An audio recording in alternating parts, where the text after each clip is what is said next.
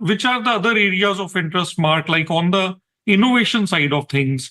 How does one innovate in a health system like yours? How do you encourage innovations with physicians or with nurses or other staff? How do you bring in outsiders, like perhaps third-party startups into your ecosystem? Any thoughts on that or any advice for such like innovation?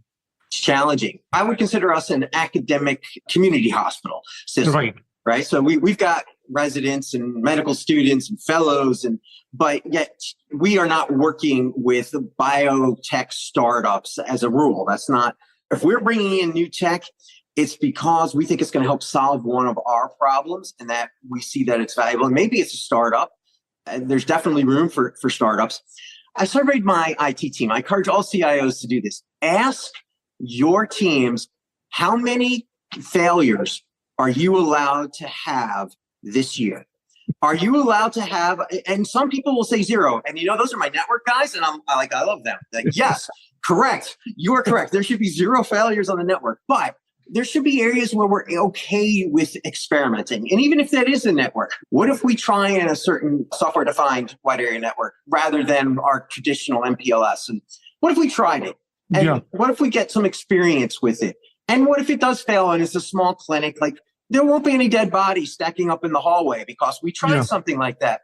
And so that risk tolerance from our teams, it was very variable. I would say most IT people more on the conservative side. Favoring no failures. One, they see it as a waste of time, a waste of money. They could have been doing other things that were successful. Yet I do try to push our team to say, let's try this thing. It may not work. I have had my share of failures working with a startup, and it's okay. It just, the particular tool in mind, finance didn't like it. Okay. So they said, look, well, they're not comfortable. We stopped. We had invested some time and energy into the tool. I believe the tool will be very successful one day. It just won't be successful with us.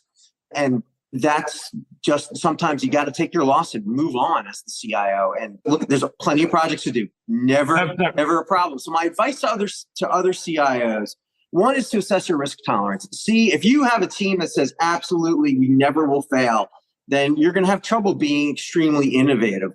On the other hand, if you do have some who are willing to play, trying to innovate in a space with daily operations ongoing is going to be very difficult. You've got to find a way of carving it out, isolating it, protecting it, giving it a safe space. And that has been very difficult to do in a community health setting. Even with the academic side, where there's a desire for research and innovation, it's still challenging to get daily operations to accept something new coming in and just being a pilot.